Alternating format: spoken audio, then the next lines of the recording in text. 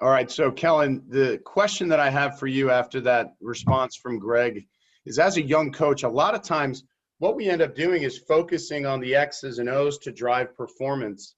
But I think part of the reason for so much of the great success at Denison over the course of the time that you've been there has been you guys are focusing on the 40-year window. So talk about how, as a young coach, you're learning to separate yourself from just thinking about the X's and O's and physiological development and performance to focusing on coaching the whole person. I think one of the things for me when I first started my journey into what I wanted to do in life, it was a mixture between looking into like youth ministry and also just being a high school teacher. So that idea of the whole person was always part of it for me.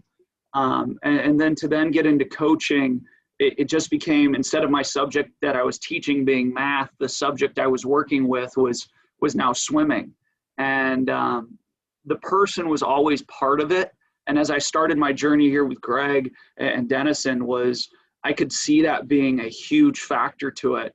And it's really cool to hear alumni come back saying, hey, they don't remember the set or anything like that sometimes. They remember the relationship, that growth, to be able to connect with them again. So it wasn't hard. It was tough at times to see like, okay, I need to focus the X and O's. We need to get this practice done and all this. But to see from a great mentor like Greg that, hey, pause the button. It's all about, hey, what can I do for you? And sometimes realizing that is really big. And it was kind of fun to see that, because that was kind of where I wanted to come from, to then draw me a little bit more towards a program like this. Absolutely. And guys, when you start talking to families and you start talking to recruits about what makes a Division III experience so wonderful and unique and so valuable, what are some of the first bullet points that you hit with a family? Kellen, I'll let you pick this up. I think it's the opportunity to do it all.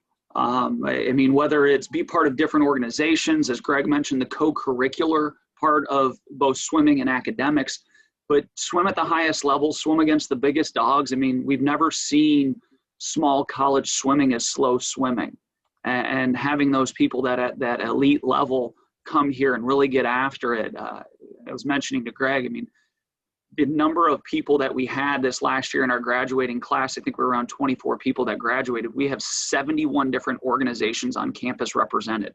So not only were they All-Americans or national champ or record holders, they were academic All-Americans and part of 2 or 3 different organizations. I think the opportunity to do it all, but also do it at an elite swimming level, get an amazing degree, but also have a relationship part. I mean, the mentor-mentee, that this isn't a one-way street for us. This is a two-way exchange when we were working with student athletes. And I think it makes it a little bit different. I mean, to know that this is your 4-year window that you get now for then the bigger 40-year window, but that's kind of the cool, important part there.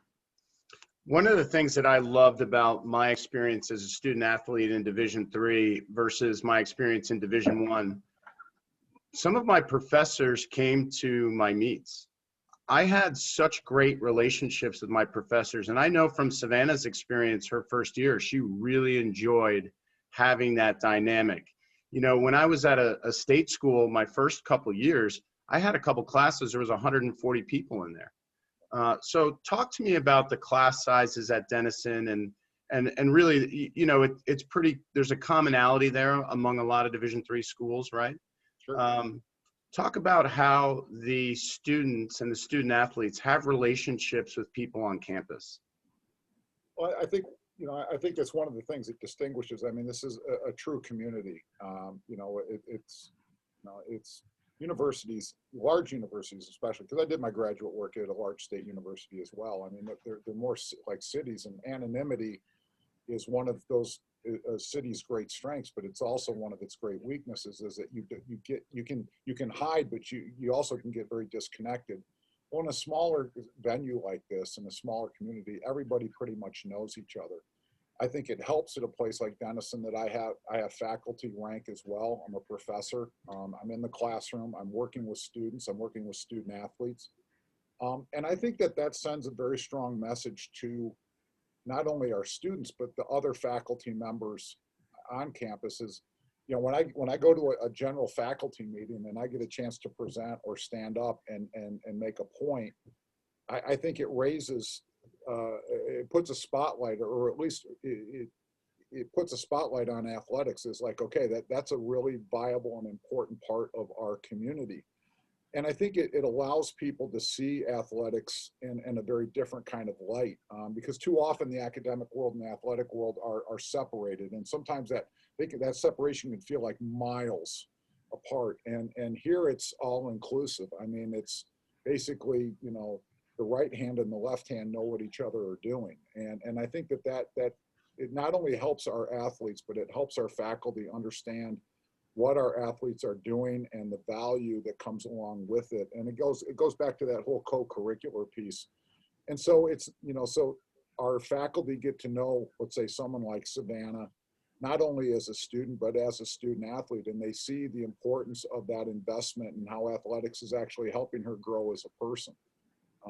And so they want to be part of that growth enhancing, that growth mindset. And so they're there to support. And it's great to look up in the stands and see faculty members there. I think it also speaks volume that when the president of the university comes to all, we host conference championships here every year. And President Weinberg has never missed a prelim or a final session in the 7 years that we've been hosting here. Never. He comes to every prelim. He comes to every final. He goes to all the diving events, and he's there in the stands just supporting our student athletes. And he knows all the student athletes by name. Now, we're really lucky. I mean, Adam played college ice hockey. I think he knows at a very intuitive level the value of athletics in college and what it does for our student athlete development. But when the president is showing up to sit through heats of the 500 and prelims, and he's sitting through all 9 prelim heats, and he's there cheering like everybody else is, I think it sends a really important message to the kids, how just important what we're doing is. That's tremendous. And I knew that, but I'm so glad that you shared that with everybody. And we can see, Coach, the background, the virtual background that you have a beautiful facility. It is one of the best pools that I've ever been to. I've traveled all over the world for this sport. That's one of the best pools that I've ever seen. Kellen, you do most of the recruiting. You do a lot of the calls. You're up late making the West Coast phone calls. How do you highlight your facility? And the pool wasn't always there, right? So you had to incentivize those recruits who are borderline, do I go the Division I track? Do I go to the Division III track? How do you highlight your old facility? And now you get to celebrate, prospective student athletes potentially swimming in this pool.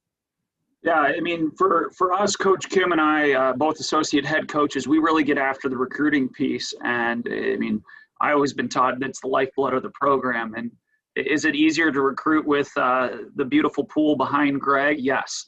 But we've never been about the nice, shiny things. I mean, looking at the old pool, the Gregory, it was a 6-lane, 25-yard jungle. And I actually did not get the opportunity to coach on it. I was coming the transition year from one to the next. But, I mean, it was the pool that the women won in 01 out of, the men in 11 and the men in 12. And you had to really love swimming at Denison. And really for us is we try to find those people that, whether it's the pool or not the pool, I mean, the pool doesn't make us who we are. And does it help? A little bit, but we try to find those people that still, I mean, even we got this nice pool for the long course opportunities for hosting conference. We still want that blue collar mentality of grab your hard hat and lunch pail and let's get to work. But it's nice. I mean, we host 2 of our 3 biggest meets, whether that's midseason or conference championship, the third being nationals. It's at home, so it makes it a little bit more comfortable for those big competitions instead of having to travel away and living out of a hotel. So. And Kellen, when you and Kim are talking to the potential student athletes, how important is it to relay your knowledge of what opportunities there are within the school for them to play a role in outside of athletics? I think it's important because that's kind of the expectation. When you come to Denison, you're not looked to just be a student or a student athlete. There's other layers to it. You're taught to be able to do more than just one thing really well. And the involvement in the school is important to us.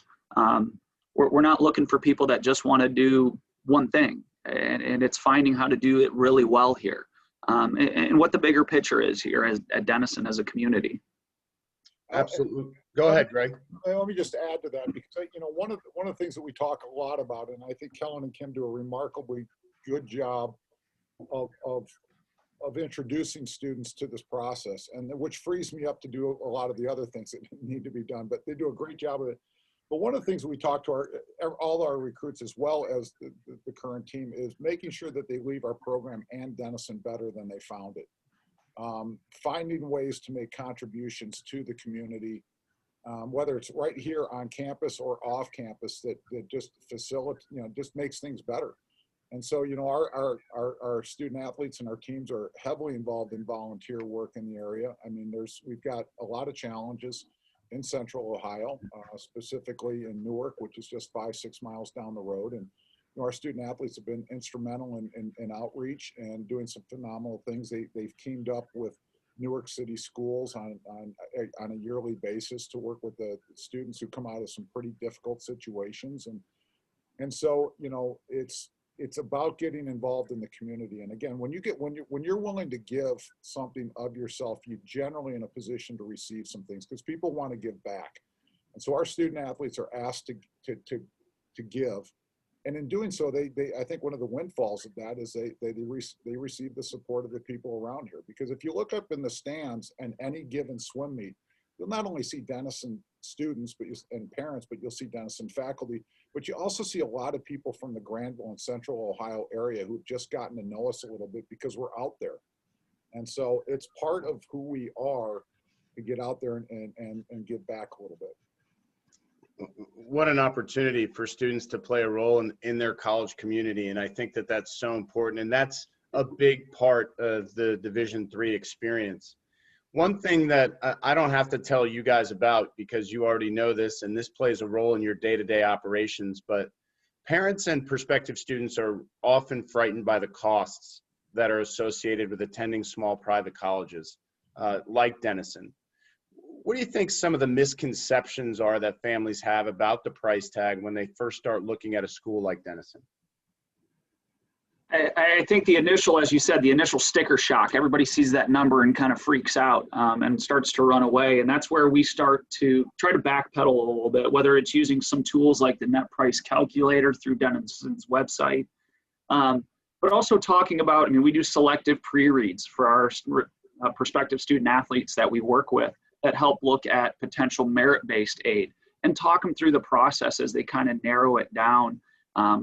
And really, Denison just came out recently as one of the top 10 financial aid schools in the country, offering opportunities. I think right now it's like 98% or 99% receive some sort of aid from Denison of our accepted students. So there's opportunities here for aid, whether it's from 1 to 2 or anywhere in between, and you get a lot of differences there. But Denison does a really nice job to set up the opportunities. And there is initial sticker shock, but we try to help those conversations and realize there are opportunities for our finances to make us a competitive opportunity for what we are, being a top-end liberal arts private institution. Sure. Listen, with 2 in college and 1 in prep school over the course of the last 3 years, I have become an expert at filling out all of the FAFSA forms and all of those kinds of things. Kellen or Greg, can you describe the early process for parents for applying for financial aid and what they need to do? Kellen, that's on you, bud. Thanks. I knew that was coming. I love these money conversations. You're good at it. You're good at it. I think the nice thing is now, Denison uses not only the FAFSA, but also the CSS profile. It allows us to see a little bit more information. The FAFSA seems to has its holes here and there, but it allows Denison to look at the total picture to help out families best as possible. And the nice thing is those earlier opportunities for reads, not only admissions, for us, we're starting pre-reads earlier and early for our competitive recruits that we're working with, prospective student athletes.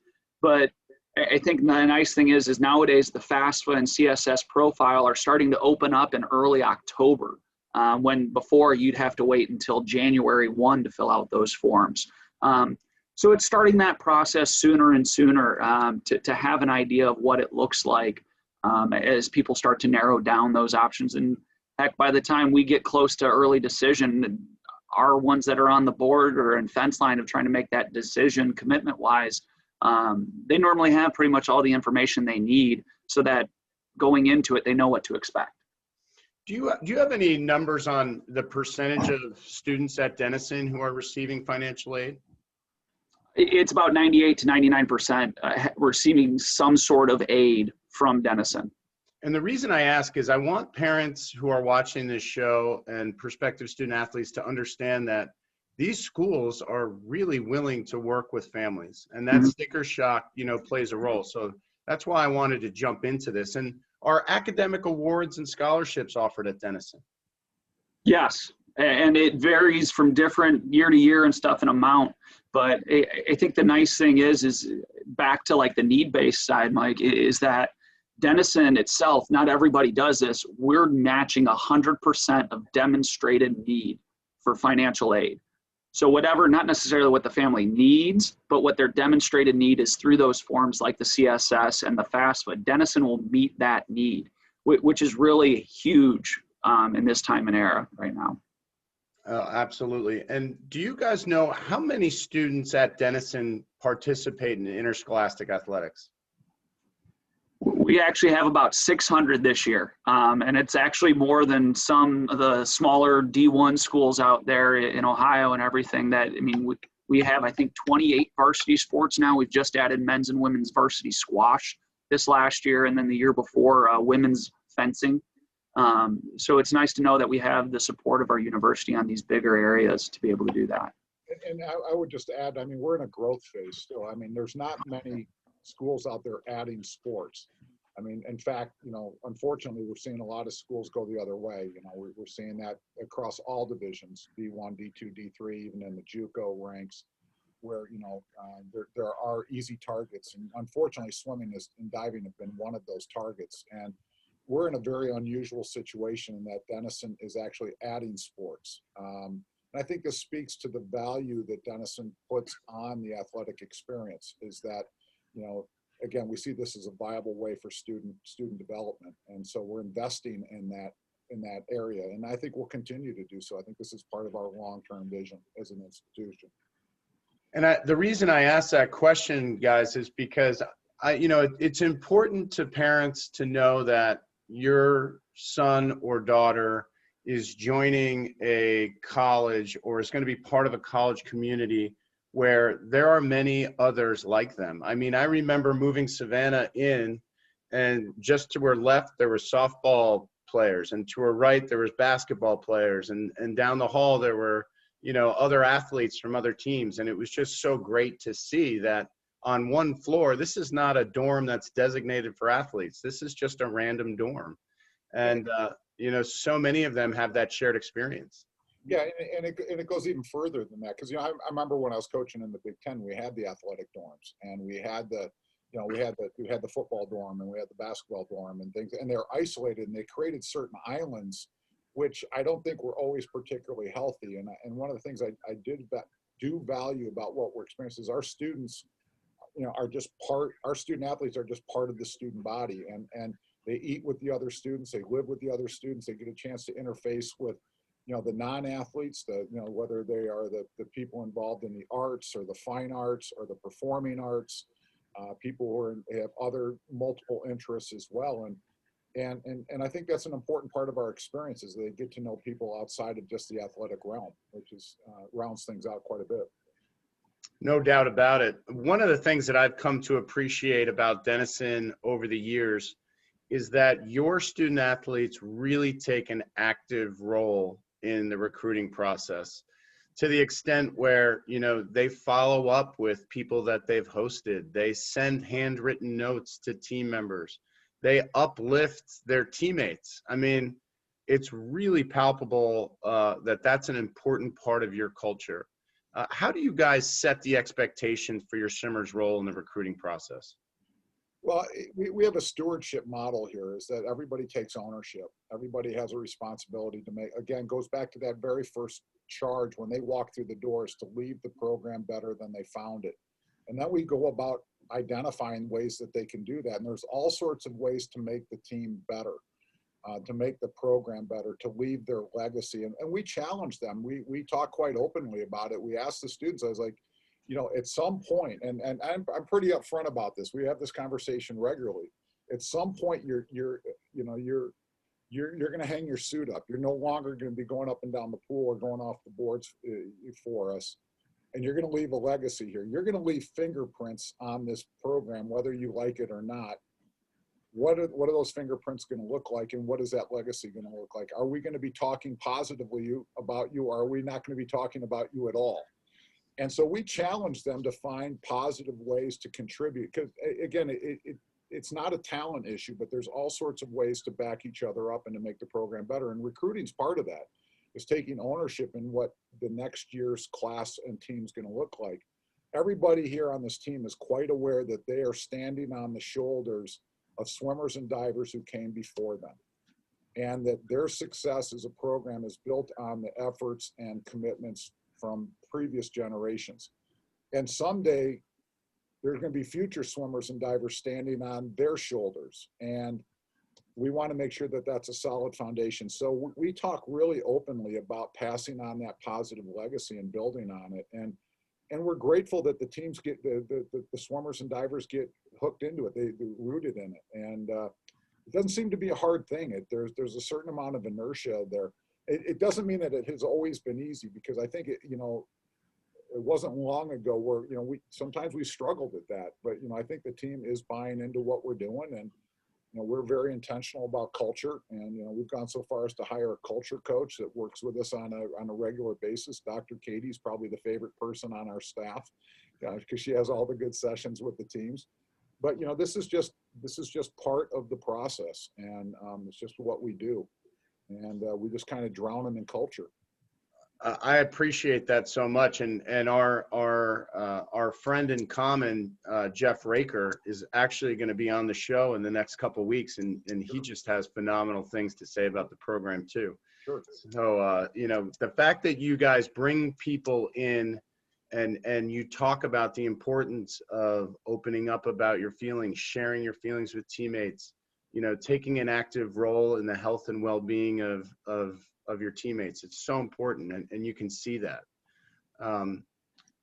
You guys right now, in the past year, you had 2 athletes qualify for the 2021 Olympic trials.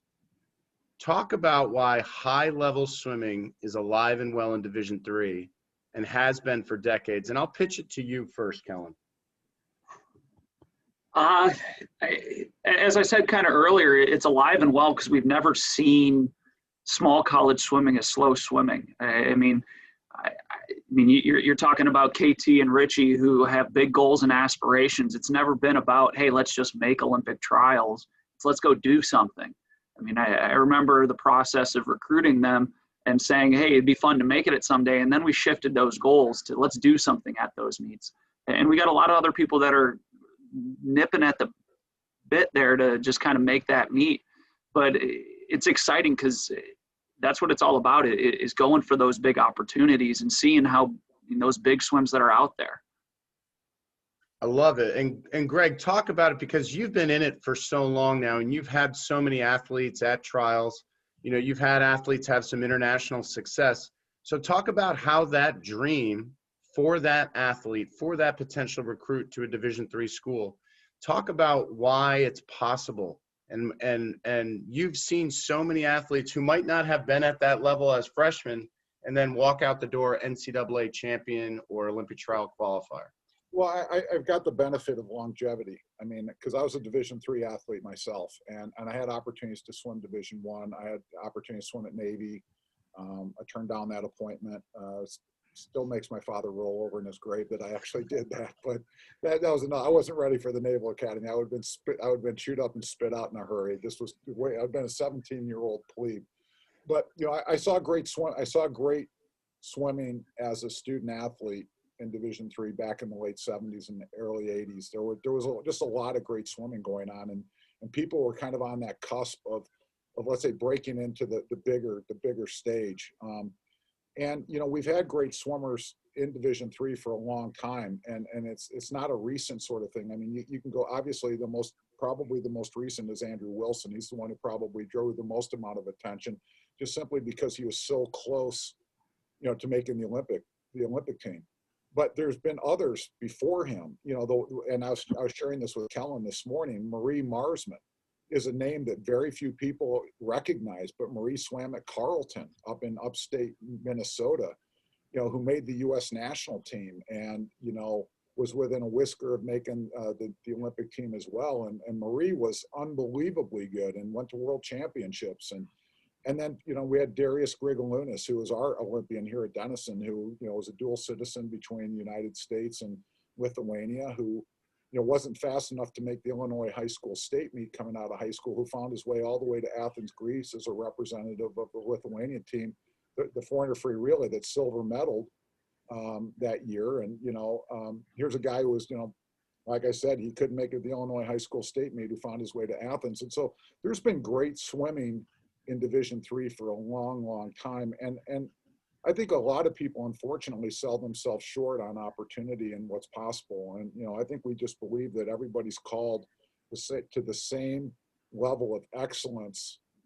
It's just whether or not we've got the commitment and the talent level to get there. And for most of our swimmers, you know, the Marie Marsmans, the Andrew Wilsons, the Darius Grigalunases are, you know, those are extreme talents. But if you bring the right work ethic and commitment and to a certain extent a great sense of imagination to the game every day, and you happen to have the talent there, then sure, why not? Why can't small college support great swimming? I just think it can. And I just think too often we sell ourselves short on what's possible. And I think if we do anything really well at Denison, is we've developed a culture which encourages really vivid and aggressive imaginations, and we invite our swimmers to entertain the possibility of being that next great swimmer, and seeing where it goes, see where we go with that. Right, and you see a lot of student athletes, they think to themselves, and I have parents that think to themselves too, you know, we need to swim Division I. Sure. And I'll say, well, okay, I mean, I love the goal. That's great. But what if I told you that you could be on a faster Division III team that competes against some Division I teams at a pretty high level, and you can still do all of your club level goals inside of that? I think there's a disconnect there. So Kellen, when you have a recruit on the phone and you're starting to have that conversation, what are some things that you talk to them about just to inform them better, whether it's going to Denison, Kenyon, whatever school is recruiting them? I think, I mean, we ask them to see what they want out of their experience and what that experience looks like. Whether it's, I mean, are you okay your last meet of the year being a conference championship? Or do you want to see a bigger opportunity? Do you want to go for these kind of things behind you? Or I don't have rings in the office or anything like that. Do you want to go for something cool like that? I mean, do you want to go for a national record, something exciting like that? And that really intrigues some people, to be able to do that, to be able to do it in 4 years, but also, I mean, have that team level experience at the national meet is an exciting one to talk to them about, and how that whole opportunity really embodies that. I mean, also, it's, again, back to the student athlete opportunity there. I mean, having over the last few years some of the most academic All-Americans in the country. I mean, you're able to do it all here at the Division III level and at Denison, and that excites people. That excites them that they're able to do that, but also have the pre-professional opportunities during the summer. It's kind of that whole deal there. You know, if I can jump in for just a second, I think, you know, one of the and maybe it's because I'm getting older, I'm getting more frank. I don't know. I mean, I just think I don't know. Maybe I'm tired. I just don't have time to beat around the bush. But generally, I'm going through the front door more than the side door these days. But a conversation I've had with parents this summer as they sat in my office is, you know, there's a stigma about Division III. This is where you can't go. You go if you can't get the scholarship. And I get the importance of the financial end of things. I mean, I've put 5 kids through college. I get it. I wrote 40 semesters of college tuition checks in a row. I get the financial end of things, but one conversation I'm having with some parents is, very often the decision is driven by emotional collateral, let's say, and I guess what I'm trying to say is that a lot of parents will drive the Division I decision simply because there's emotional collateral that comes with it. And if they're willing to step back away from the emotional end of things and the sense of satisfaction they get from saying, well, my child went to Division I, and really look at what the value of the experience that the student athlete is going to have. I think sometimes figuring out what's driving their decision. Is it just, that emotional collateral that comes along with saying my child goes to Division I, or really looking at the experience that they're going to have can make, I think, make a difference. And I know at least in one case with one of our parents, I got a nice note back from them saying thank you for that, because I realized that a lot of what was driving my preference really was the emotional collateral I was getting from my child wanting to go to a Division I school. And we're still, that decision on what that person's going to do is still out there. We don't know, but I do think there's something to be said for that. Definitely. And Kellen, same in your experience, you gotta speak to those points, right? I understand the draw of Division I, but we've got a lot for you here. Yep. Yeah, no doubt about it. Guys, one of the things that I wanted to ask you today is, I'm always impressed with the amount of parent involvement and family commitment back to Denison.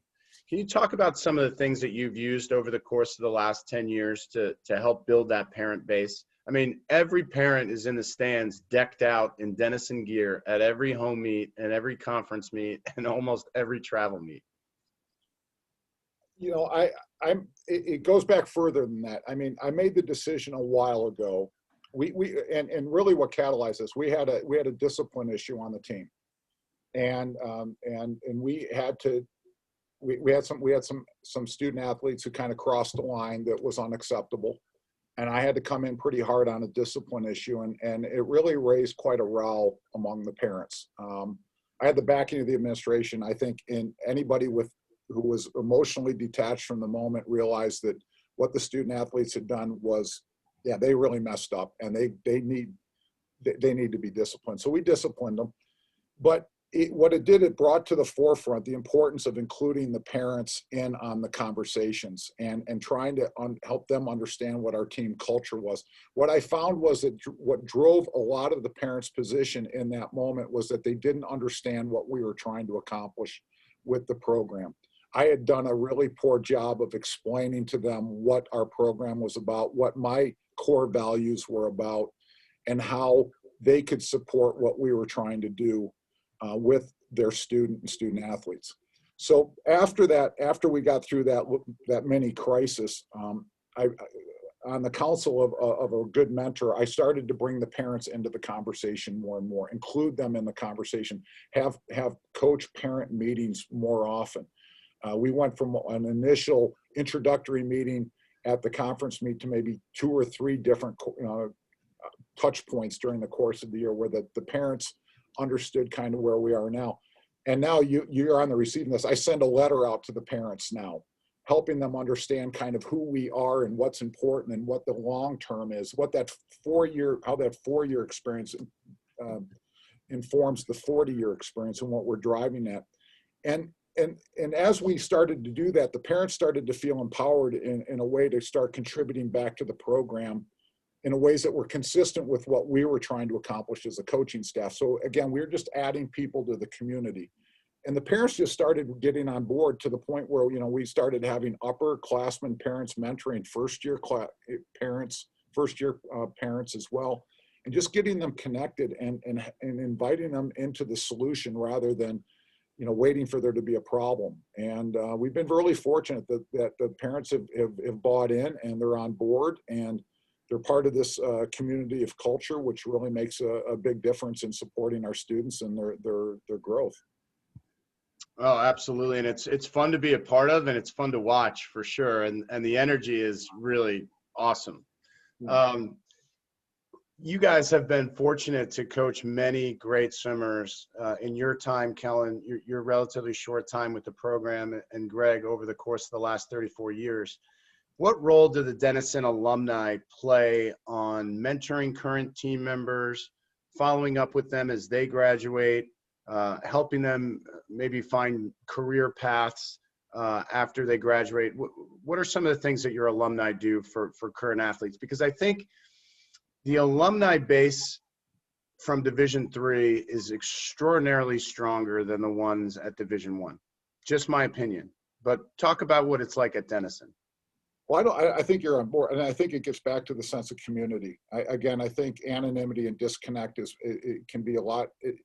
I think are more prevalent in a large university setting, and I think Denison and a lot of small colleges out there do a really good job of getting their students centered in the community. And so when they do leave here, they feel like, they want to find a way to give back. And we're really fortunate to have a very active alumni base. And I think initially, I think a lot of the support and mentoring that went on from alumni to current student athletes, our current swimmers, was done informally, but it's starting to take on a more formal kind of a feel. And a lot of that is a result of the university's initiatives to get our alumni involved in a more formal kind of way. But, I think our alumni have always been there for our current student athletes, not only in terms of guiding them through what it's like to be the student athlete here during their 4 years, but what it means for them after they leave. Just recently we have a young man, Al White, who is our greatest male distance swimmer ever, a 4-time NCAA champion in the 1650, had been working out in San Francisco with a startup company out there, and got furloughed this spring with the COVID. And one of our alums, Darius Grigalunas, who lives in Chicago, splits time between Chicago and Vilnius, Lithuania, heard about it. And Darius picked up the phone and called Al and got heard that Al had gotten furloughed, and reached out to Al and just said, "I understand you're kind of in a bad way. Is there anything I can do to help you?" And Al was like, "Well, not really sure. You're in the car business, and I'm working for a high tech business." And Darius is like, "You're just the kind of guy I need working in my shop." And so, long story short, they started a conversation which ultimately resulted in Al moving to Chicago just 2 weeks ago to start working for Darius. And Al's going to be splitting time between Vilnius and Chicago and helping Darius with his business. But I think that's pretty typical of the way that our alumni look out for our student athletes. And that's a pretty extreme case, but I think it shows you the level of commitment that our alumni have to the Denison community and the current student athletes. And that it happens more informally sometimes, it just with conversations. We've got somebody like, MJ Barzak, who's now in the financial world and living out in Boston. He spent an entire summer living in Aaron Cole's basement. Aaron Cole was one of the up and coming leaders at Edward Jones, and he's now a corporate vice president at Edward Jones in St. Louis. And MJ wanted to get a background in the financial world. So, I called up Aaron, and Aaron said, "Well, yeah, have him come down to Houston, Texas, and he can live in my basement, and I'll show him the ropes." And now MJ's having this wonderful career in the financial world as a result of Aaron's involvement in his life. And, just recently I've got two other former swimmers, Wendy Ward and Anna Tuttle-Indle, who have reached out to our women's team, wanting to come to campus to meet with our women, to talk to them about ongoing mentoring opportunities with between our swimmers and our alumni. And so the amount of outreach that we experience among our alumni towards our current student athletes is just overwhelming sometimes. And we're just trying to carve out a space for Anna and Wendy to come in and work with them, because it's like we're so busy as it is. It's like, but we're going to find a way to make it happen. So we're really very, very fortunate that way. Oh, it's a great thing to see. And I'm excited for what it will lead for Savannah years down the road. 3 years down the road. Yep. Terrifying. It's coming sooner than you think. My gosh. All right. And Greg, this question, you're a Kenyon alum, so I had to be careful with some of these quick fire questions, but is there a particular color you're not allowed to wear on deck at Denison? There used to be. Used to be. Yeah, we've gotten over that. You know, we're just, you know, we've moved past that. I mean, they used to, yeah, you used to be that, you know, purple was kind of, you know, I don't know if you weren't allowed to, but if you did wear it, you usually got some crap. That kind of a deal. I'll put this one to you, Kellen, because you and I like to talk shop sometime. Does Ledecky break 8 minutes in Tokyo? First off, I sure as heck hope we have games. That's the big thing, is the opportunity for that. I mean, I think if she's got the opportunity, who knows what happens. I think that'd be a pretty special thing. She's been doing some amazing things recently, so I hope so.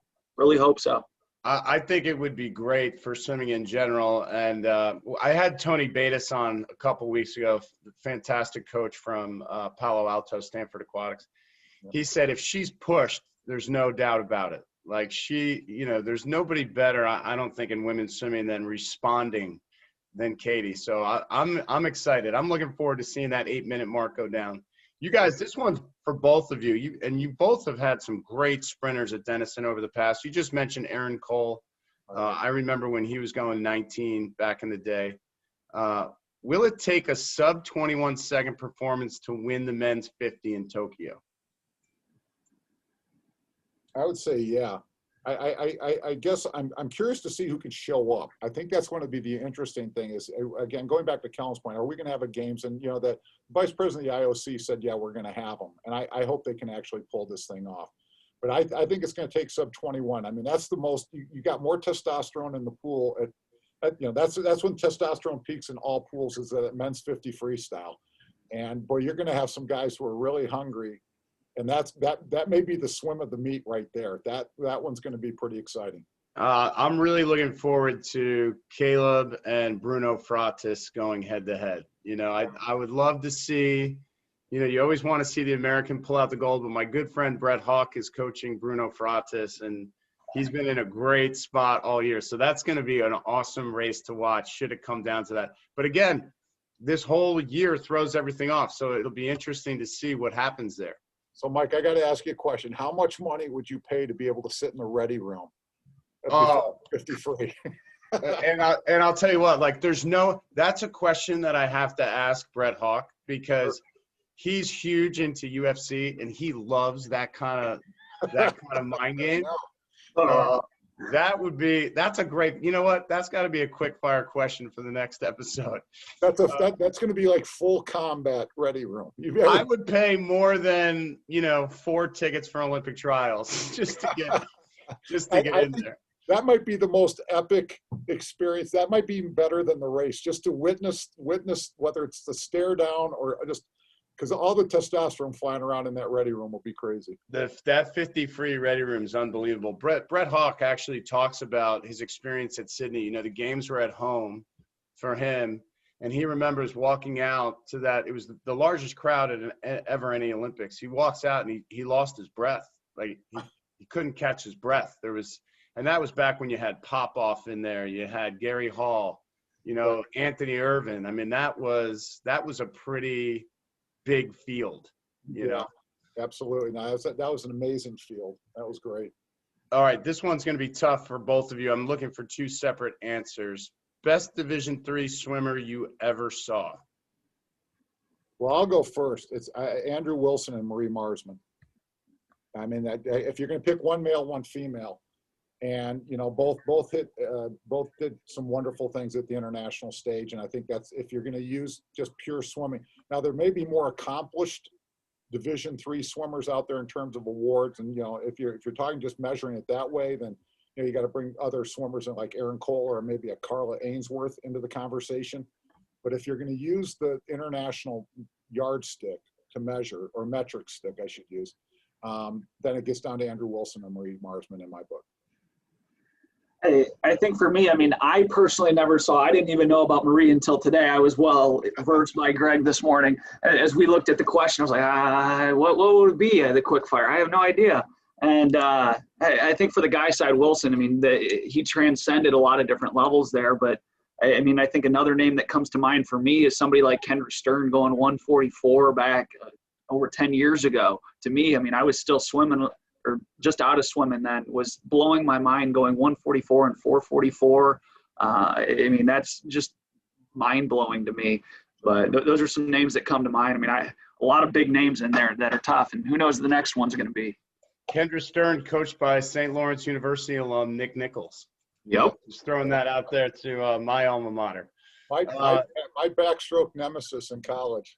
Yeah, he was phenomenal. You know, St. Lawrence won the national championship in 1976 before Kenyon and Denison, and Johns Hopkins had a little run there too. But Hopkins won 3. St. Lawrence, I think they won that year. And if the story's correct, and my source is questionable. I mean, I always question this guy's integrity, but I won't put a name to it.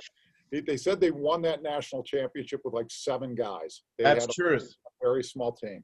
That's truth. They had a guy, Jim Brush, who's a Rochester, New York native here, and a couple other really good athletes, Nick Nichols. And I think they won 3 relays, and their coach was a guy named Scott Woodburn, who would go on to coach at Auburn. Yep, I remember Scott. And he coached club swimming too, and ironically, Scott was Bob Bowman's club coach. Oh, did not know that connection. Small swimming world. Huh. Small. I was just waiting for you to bring in Paul Bergen next. Yeah. I'll tell you, St. Lawrence back in the day had a swim camp. Yep. And it's this tiny little 6-lane stretch pool. They had Stix Ballator as a coach, Eddie Reese, Sam Freeze. I mean, you name it. They all went to St. Lawrence, Little Canton, New York for 2 weeks every year and did a swim camp up there. That's crazy. Stix Ballator. I've got a Team Stix t-shirt I wear around. Oh, no kidding. Remember that, Kellen? You've seen that. Oh, I love that shirt. It makes my day every time you wear it. I was like an honorary member of UCLA men's swimming because Stix was such a hero to me. And so I remember, when Dave Bartlett got me hooked into those things. It was a great community out there, men's swimming, that's for sure. Well, guys, I really appreciate your time today in the Coach's Corner. Just a reminder to all our viewers, you can access all of the replays on Coach's Corner by visiting the fitterandfaster.com website. Our replays will be up. We'll have this episode up today. Guys, thanks so much. Go Big Red. Appreciate all you do for Savannah and all the Victor Swim Club athletes that go there. And just so thankful for your time today. Thank you. Thanks, Mike. Thank you. All right, guys. I'll see you at a meet, hopefully sooner than later. All right. Sounds good. Hey, good luck with everything that's going on. I know you guys have a full plate back home. Yeah, thank you. We're our staff. We're about 8 hours on the deck every day. All right. Take good care. All right, guys. Take care. Yeah. Yeah. Bye.